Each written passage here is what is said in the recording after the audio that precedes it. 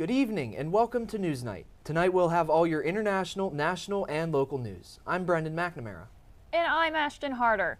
We will update you on multiple international affairs between various nations, as well as give you all the need-to-know information about recent firearm-related violence around the nation. Also hear from our reporters about how the crazy winds we've experienced recently have impacted the lives of many locals. All this and more coming up on NewsNight.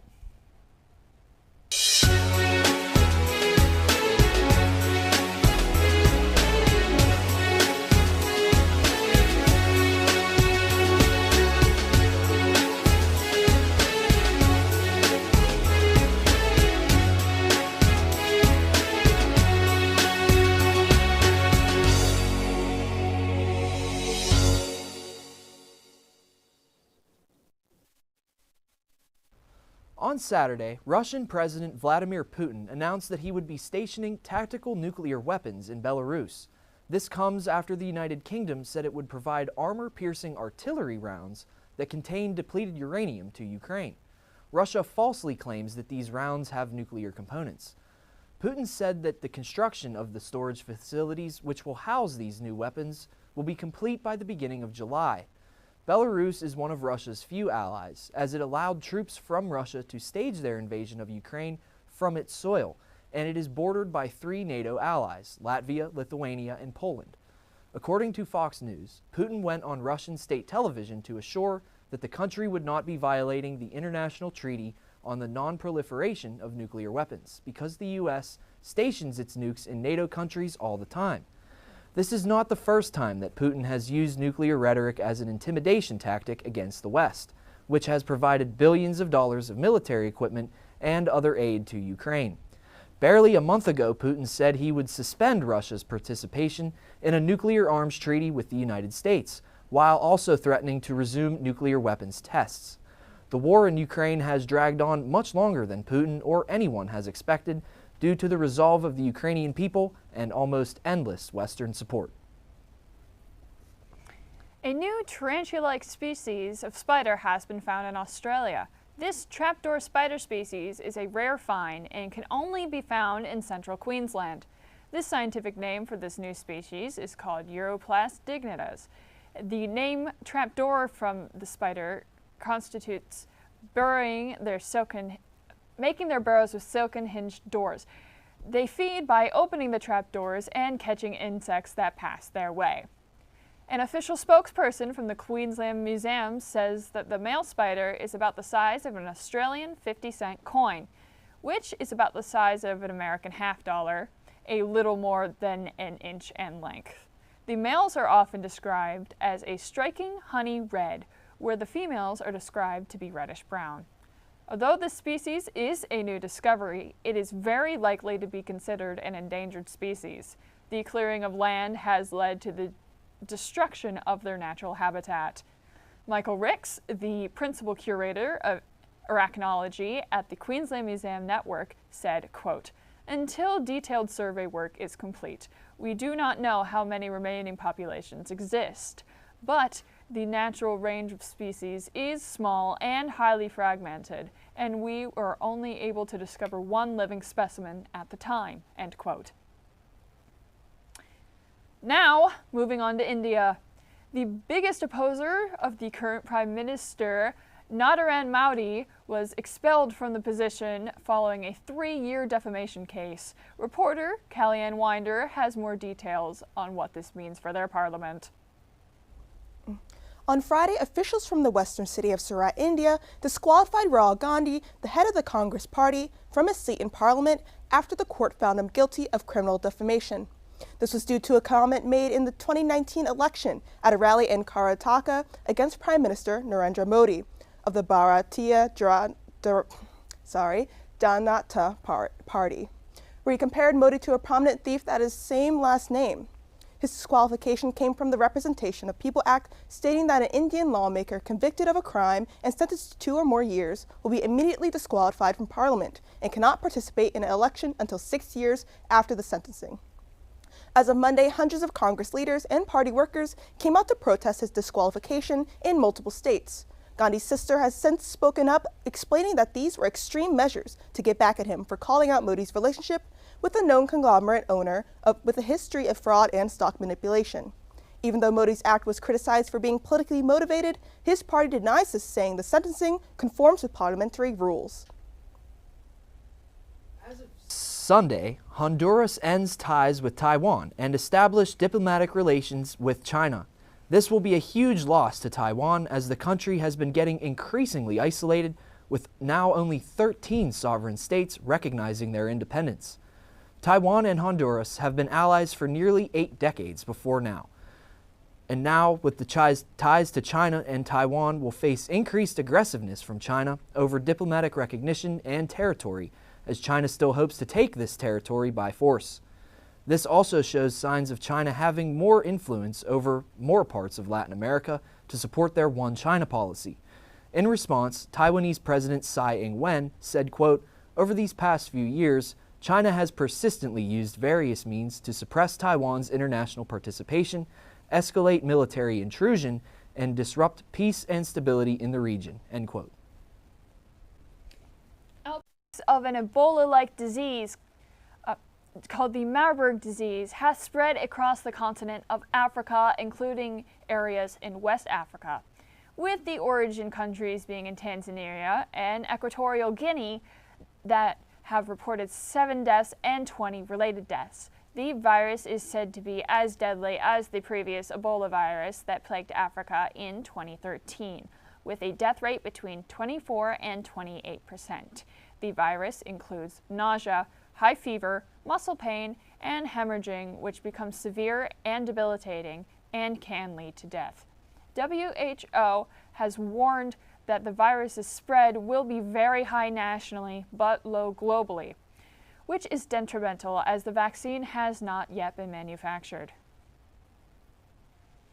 Coming up after a short break, we'll have your national news. Hear more about a chemical spill affecting Philadelphia's drinking water. Also, we'll have all the details about a new bill aiming to change federal civil fortitude laws. Stick with us.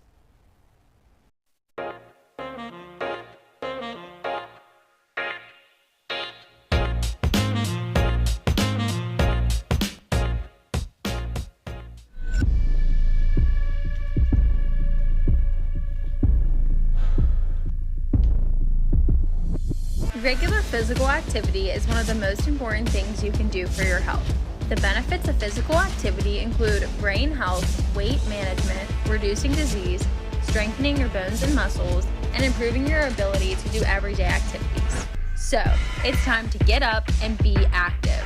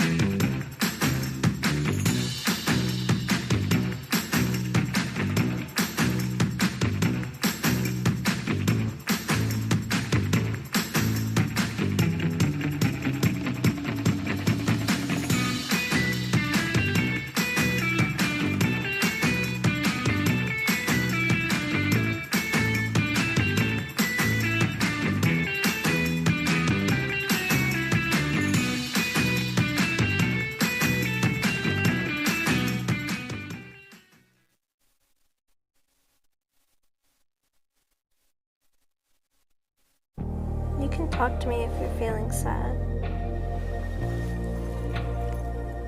Thanks for hearing me out, bro. Whenever you need to talk, I'm here, okay?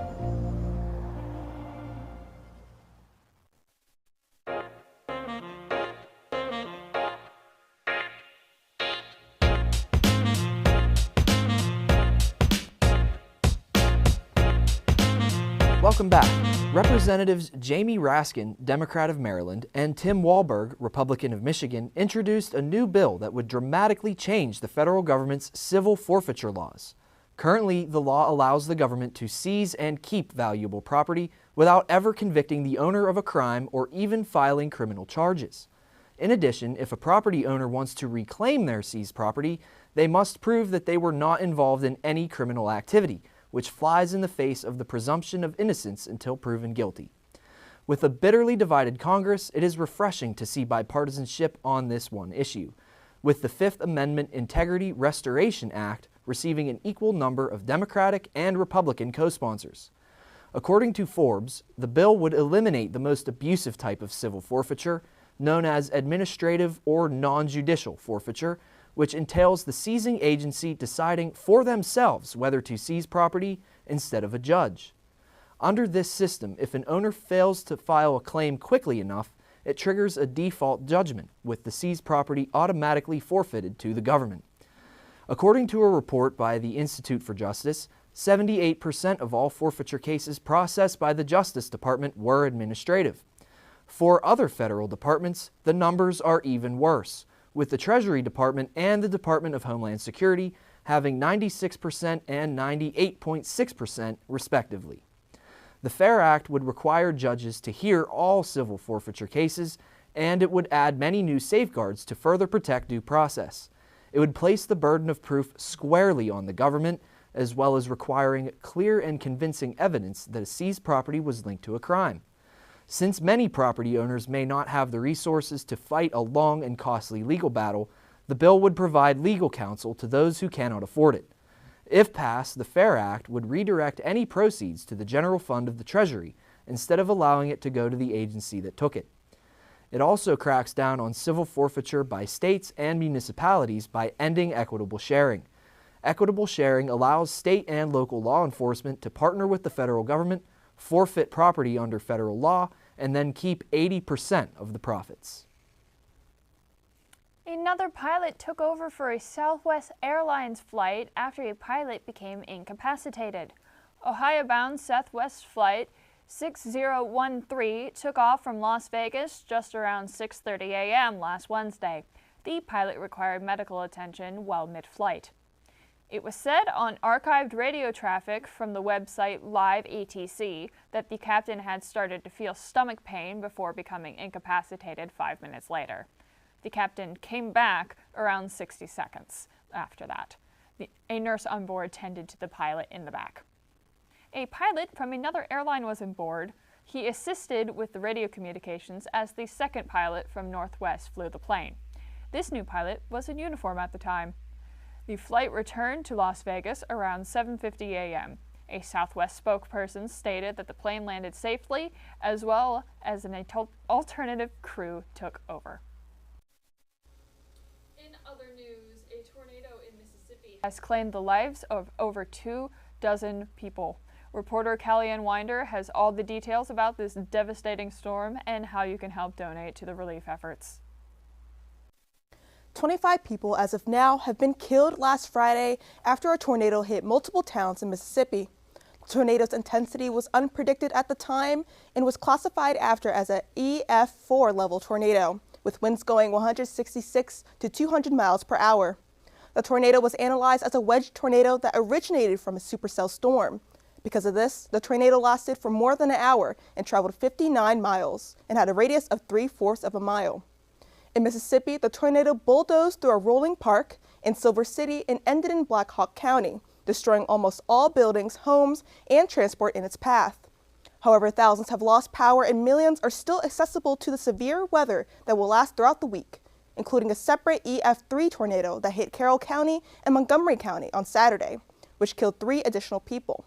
If you want to donate towards the relief funds, visit mercychief.info or hud.gov. A festival at a Sikh temple turned violent when a fight resulted in gunfire took place in Sacramento, California. 2 men got in a fight at the Gurdwara Sacramento Sikh Society Festival, with the first man shooting the friend of the second, then the second returned fire on the first. Police responded to the scene at 2:30 p.m., later catching both suspects and taking them into custody. The first suspect is facing charges of attempted murder, while the second suspect is still recovering in the hospital, with charges still pending. Both victims were in critical condition, but are expected to survive. It is unclear how the fight began, and the charges will be finalized in the upcoming weeks. It took the United States just 88 days to reach their 129th mass shooting, surpassing car accidents as the leading cause of adolescent death in 2020. Gun violence continues to rampage the country. Just on Monday, 6 people were killed in a shooting at a school in Tennessee. Reporter Juliana Brock has more details on this tragedy. Juliana? 3 9-year-olds and 3 adults were killed on Monday during a shooting in Nashville, Tennessee. The shooting took place at the Covenant School, which is a private Christian elementary school that goes from preschool to the 6th grade. The shooter has been identified as 28-year-old Audrey Hale, who died during gunfire with the police. Hale is believed to be a former student of the Covenant School and has potential resentment of having to attend that school, being her motive for the shooting. It is now being investigated that she may have had other targets, including a local mall and family members. The other targets are not 100% confirmed yet. She shot through a side door of the school and had at least 2 assault-style rifles and a handgun, 2 of which are believed to be legally obtained. The first 911 calls were reported around 10:15 that morning, and Hale was reported dead by 10:27. Hale has a detailed map of the school, including her entry location, and details of, quotes, how this was all going to take place. She even had her outfit drawn up for what she was going to wear during the tragedy.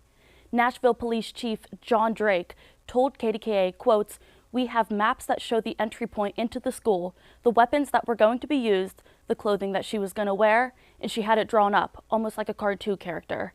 It was exactly what she had on during this incident," end quote. This is the 129th mass shooting in the United States this year. According to CNN, police will continue to investigate and process the scene, hoping to learn more information. Are facing possible problems with their drinking water supply after a major chemical spill. Trinzo, which produces acrylic products, is the owner of the plant that spilled this past Friday. Chemicals in this food, methanol methacrylate and butyl acrylate, and many other harmful chemicals. This is not the first accident reported to the company, with the U.S. Coast Guard finding evidence of chemicals being leaked into the Delaware River twice over the past decade. The U.S. Environmental Protection Agency, after an investigation into the company, issued a corrective action plan for the area. The problem seemed to be fixed until the most recent issue.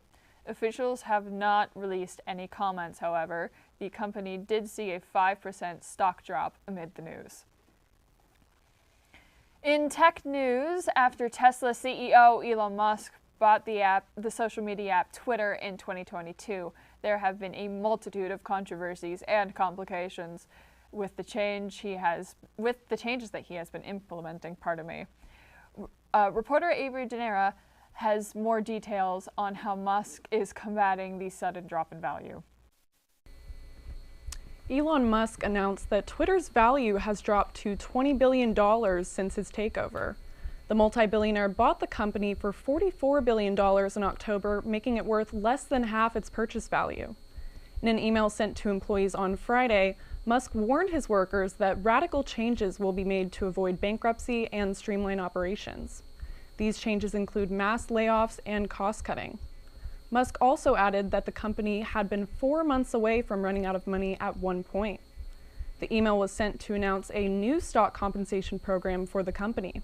According to the program, employees will receive stock in X Corporation, which is the holding company Musk used to buy Twitter. The company plans to have employees sell the stock every 6 months, allowing the company to avoid stock price chaos and public company lawsuits. Musk also said in the email that he believes Twitter could someday be worth $250 billion. Coming up after the break, we'll have all your Pittsburgh news. Hear more about what chain restaurant will be closing the doors of its last downtown Pittsburgh location. Also, we'll have more about Saturday night's windstorm and the damage it left behind. We'll be right back. Stick with us.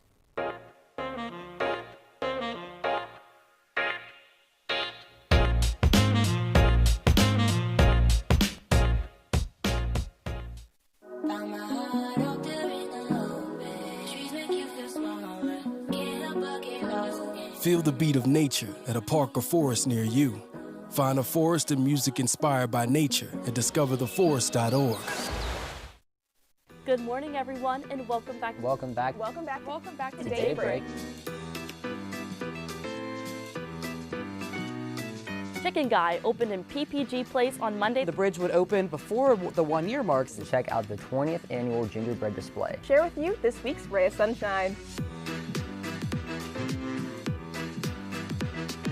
We are still somehow hanging around in the playoff. It gives Georgia Democrats some hold onto the governing body. 200,000 people still in harm's way.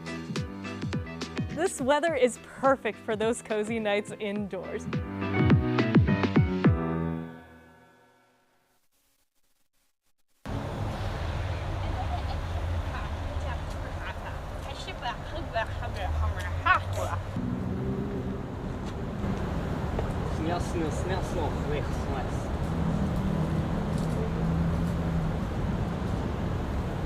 Hey!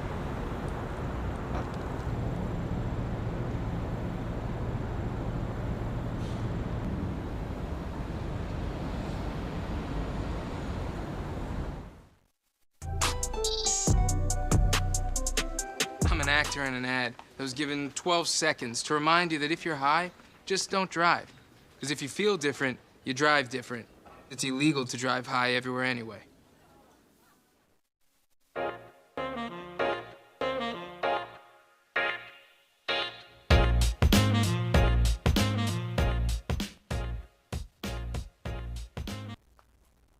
A Washington County woman has been charged with animal cruelty after she abused a 10-month-old puppy. 23-year-old Brienne Veneri is accused of causing second and third-degree burns to her boyfriend's English bulldog, Spunky. Spunky's owner, Jamie Wade, stated that Spunky has burns across her whole body. The inflicted areas include her ears, mouth, and stomach. Cigarette burns were also found in those areas. Veneri is being charged with felony animal cruelty. Wade says this is not the first time that this has happened. But last Monday, Wade left his house for 10 minutes, and when he came back, Spunky was barely moving. Spunky is currently serving as a therapy animal for his owner, who is recovering from a brain injury.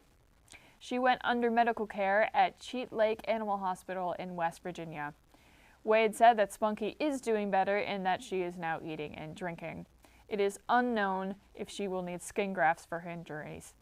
At the time, it is unclear how long she will remain in the hospital. Wade and his friends have set up a GoFundMe to cover for Spunky's medical expenses. Veneri was arrested Tuesday morning in Bentleyville and will face trial before District Judge Curtis Thompson. Get well soon, Spunky. The city of Pittsburgh has announced a delay in the implementation of a ban on single-use plastic bags. City officials told NPR that they initially planned to start enforcing the ban in mid-April, but will now delay it until October. Pittsburgh Mayor Ed Gainey said that the delay will help enforcement officials, businesses, and consumers to better prepare. The mayor released a statement saying, quote, "This extra time will allow us to do the work to be able to enact this policy with proper guidance for everyone in order to make this as smooth as possible for all of us," end quote. The policy will now go into effect on October 14th and will prohibit retailers and restaurants from using or distributing plastic bags. Businesses will be required to post notices about the upcoming ban 90 days before it starts. This new ban is part of a plan to protect Pittsburgh's waterways and natural lands, because single-use plastic bags can take hundreds of years to decompose and can leach microplastics into soil and waterways. Advocates with Penn Environment sampled 50 of the state's waterways and found microplastics in all of them. The city will launch a website with all of the information about the ban, and the Department of Public Works will give businesses a list of distributors for paper and reusable bags. The paper bags are required to be made of at least 40% recycled materials and will be provided to customers at a cost of 10 cents each. Recipients of food assistance will be provided bags free of charge.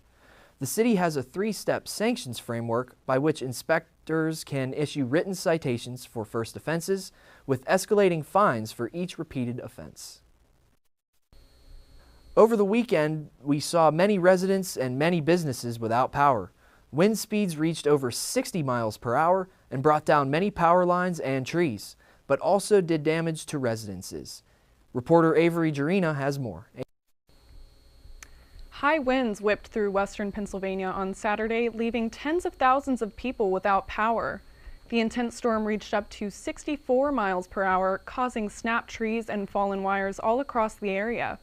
In McKeesport, someone was trapped in their car after a branch fell on it. That individual was soon rescued and taken to the hospital. More than 100,000 residents reported that they were affected by the power outage. Local utility crews worked all night and through the next day to restore power in over a dozen counties. The largest numbers were in Lawrence Butler, Allegheny, and Greene counties. As of Monday at 9:30 p.m., West Penn Power says that around 4,000 customers were still without power, while Duquesne Light reported less than 100. By 11 p.m. on Tuesday, all repairs were made and power was restored. The damage from the storm spanned all the western region of our state. One person was taken to the hospital from the north side after a tree fell onto a convertible. Juliana Brock has more details about the damages to Rain Athletics in McKennasport. Rain Athletics is a gym studio in McKeesport that had its roof blown off by those same winds over the weekend. The storm ripped gas lines and filled the building with gas. Drew Buros, the owner of Rain Athletics, told KDKA that they are typically very busy on Saturdays. They have gymnastics and cheer classes filling their studio up. He said, quote, "There's probably 500 plus kids that come here," end quote. Luckily, those who usually fill the studio were at an out-of-state competition over the weekend, and no one was there to get injured. Crews came on Monday to remove the remainder of the roof, and electricians went Tuesday to do some work. Rain Athletics moved into a temporary space to continue practices in the meantime. The cost of the repairs has not been released yet, but Bureaus told KDKA that this new roof will be, quote, "anchored down to prevent anything like this from happening again," end quote. Last Friday was a dark day for Point Park students as Trib Total Media covered the expected closure of the last McDonald's in downtown Pittsburgh. The 50-year-old restaurant located on Liberty Avenue and Stanwyck Street is expected to go dark by the end of April. Building owner Nick Nicholas said they had 2 5-year options when it came to renewing the building's lease. However, they chose not to exercise those options. The lease expires on April 30th. Nicholas told Trib Total Media, quote, "I think it's due to a lack of traffic downtown and the various issues that everybody has been talking about. They decided to call it quits," end quote. This is now the second McDonald's that has closed in the downtown area within the last few years. The old Wood Street McDonald's shut its doors in 2021. The Trib reported that remote and hybrid work environments have caused less traffic through Market Square, leaving many offices vacant and restaurants seeking customers. Patrick Thomas, a senior at Point Park University, and his friends are deeply saddened by this news. Thomas shared, quote, "There may be a lot of restaurants downtown, but there are none as cheap and easy as McDonald's. During my time here at Point Park, that McDonald's has provided me with many cheap college meals. I'm very sad that there will no longer be a single McDonald's location near campus," end quote. Nicholas told Trib Total Media that he is looking for another tenant for the building, though he isn't sure about another fast food restaurant, as there are plenty of food options in and around Market Square. So Point Park students, you better get all of your Big Macs, McChickens, and McNuggets before McDonald's inevitably closes. 12 people were injured late last Saturday when a floor collapsed inside Elm by Traverse Commons apartment complex in White Township near Indiana University of Pennsylvania. Officials told Trib Total Media.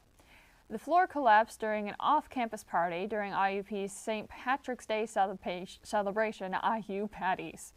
After a second of the building's 3-story build second floor collapsed into the first floor, 8 people were taken to the Indiana Regional Medical Center. The injuries range from minor to serious, according to officials. Each person was brought to the hospital and were released after treatment. Township officials visited the apartments and met with the property manager, a contractor, and an engineer to address the damage. The property management firm did not give the Trib Total Media a comment. There were an estimated 50 to 60 people attending the apartment party. Though officials haven't indicated the cause of the collapse, a YouTube video shows the area crowded with people before the collapse. Officials couldn't say how many of those affected were IUP students. The collapse wasn't the only thing keeping police busy during IU patties.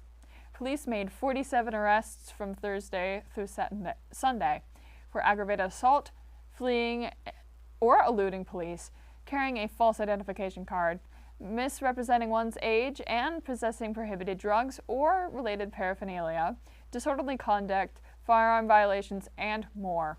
Police arrested 20 minors for possession of alcohol and 10 arrests for driving while under the influence as well. Now, switching over to sports. The Pittsburgh Steelers have fallen short of a playoff berth this season. But things are looking up for this next season as Kenny Pickett will take the field again as a Pittsburgh Steeler. This time, though, the entire city of Pittsburgh is behind him. Jonah Summers has the details. Pittsburgh has been home to NFL star quarterbacks for decades. Figures like Ben Roethlisberger, Dan Marino, Terry Bradshaw, and now Kenny Pickett. So in his rookie campaign, Pickett averaged over 2,400 passing yards in just 13 games. So with these stats, he has put the NFL and the city of Pittsburgh on notice. I think Kenny's a leader. He showed it at Pitt, especially his senior year. As a Penn State fan, it was kind of tough watching him, go and win the ACC. But he took that team to the next level, and a lot of that was him, and a lot of that was his attitude. And we kind of saw it here in Pittsburgh, especially toward the end of the season. And it was Kenny's ability to connect with fellow rookie star wide receiver George Pickens that helped the Steelers achieve great success in the back half of the season. This is a guy who can go down the field. He can out-jump people. He's got strong hands. I think we saw that on display. And the more they work together, which is another reason why this year, I think, even though they didn't make the playoffs, it was important for these guys to work together, get that behind them, and then add on to it in year two. And I think George Pickens and Pat Freiermuth will be even bigger and better than they were last year for sure. So, will have Kenny Pickett's rookie campaign have set him up for what is to come in the future? Only time will tell. But for now, the city of Pittsburgh has high hopes for what is to come for the young NFL star and for the future of the Steel City. So, outside of Acrisure Stadium, this has been Jonah Summers with NewsNight. Follow up with us in the coming months for details on Kenny Pickett's sophomore year campaign. Back to you at the desk. Thank you, Jonah. The Pittsburgh Steelers are set to bring spring training in mid-July following the draft on April 27th. It will be then the young Pittsburgh offense will bring in its trek to postseason. Today, state officials told KDKA that multiple schools in the Pittsburgh area, as well as other schools across the state and the nation, received hoax active shooter calls this morning. The calls were stated as a swatting, the action of making a prank call to emergency services in an attempt to dispatch a large number of armed police officers to a particular address. It is thought that these calls were computer-generated swatting. According to the Westmoreland County Intermediate Unit, this seemed to originate in Altoona, PA, and stretched all the way to New Jersey. In our area, the hoax calls impacted Hopewell, Chalfont, Central Catholic, as well as Oakland Catholic. There were also schools in Lawrence, Mercer, Fayette, and Beaver counties that were impacted, as well as multiple schools across the state. Though the calls appeared to be a hoax, schools, including the University of Pittsburgh, were put in lockdown or evacuated. Hospitals and emergency officials in Pittsburgh were also on heightened alert. In addition, Pittsburgh Regional Transit had to reroute several buses due to the activity. The investigation is underway. However, after the break, we'll be sure to bring you your weekly good news. Hear more about the newest additions to this avian family, and we'll also give you a splash of information about a tsunami of funding for ocean conservation efforts. We'll be right back. Don't go anywhere.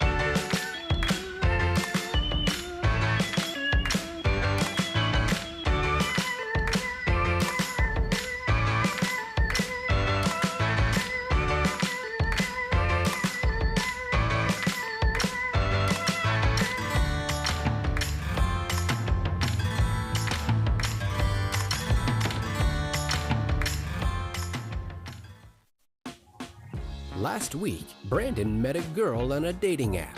One day after work, he finally found the courage to ask her out. No answer. He started to panic. Was he being too pushy? Maybe it was too Sorry I didn't respond. I was driving. I would love to go on a date. How does tonight sound? Brandon tried to play it cool, but inside he knew. A girl so smart, so responsible. She must be a keeper.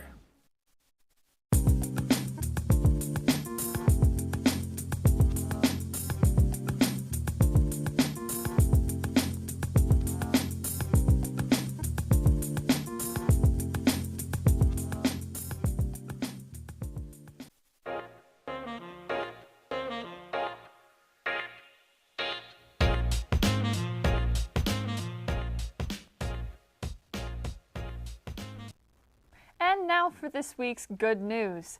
The Hayes Bald Eagles have welcomed 2 eaglets over the past few days, according to Trib Total Media. The Audubon Society of Western Pennsylvania has been monitoring the eagles and have a live stream set up for anyone to check in on the newborns. The first eaglet hatched was this past Sunday after its egg was laid on February 17th.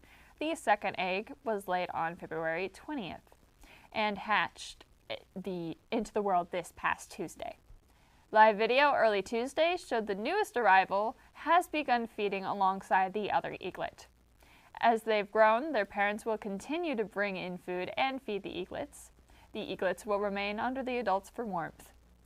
But the Hayes Eagles are far from first-time parents. They are in their 11th breeding season and have raised 18 eaglets in their time. The eagles reside in their nest on a steep hillside about the Monongahela River, near the Glenwood Bridge. The eagles have lost their nest 3 times in the past, but each time they rebuilt within 100 yards of the same hillside. The nest is viewable online at the Audubon Society's website. The 8th International Our Ocean Conference has raised nearly $20 billion for ocean conservation and protection. Held in Panama, international delegates from all over the world gathered together to raise money for the conservation of the world's oceans. The president of Panama, Laurentino Cortizo Cohen, inaugurated the event as a way for countries to get involved with the saving of our oceans. The event in previous years has raised up to a grand total of approximately $108 billion. Cohen said in a statement about the event, quote, "As Panamanians, we inhabit a narrow strip surrounded by blue. To protect it, we should all think of the ocean as a source of life and recognize it as a great ally in our fight against the climate and biodiversity crises." End quote. This year's funding will mainly go towards expanding and improving marine protected areas and biodiversity corridors. Well, I know what you're all thinking. When will this dreaded Pittsburgh winter weather end? Well, we have some good news. Things may be looking up here in both temperature and in the amount of sunshine. So let's hand it over to weather reporter Erin Ute for the full forecast. Erin, what do you have for us? Thanks, Brendan. You're right. Let's just kick it off with tomorrow's forecast. Tomorrow will not be the warmest temperature this week, only reaching a high of 51 degrees. The skies will be mostly clear, allowing some of that sun to peek through, though. Last year, on March 30th, we saw a high of 76 degrees, but tomorrow's mid-50s is right on season for Pittsburgh at this time of the year.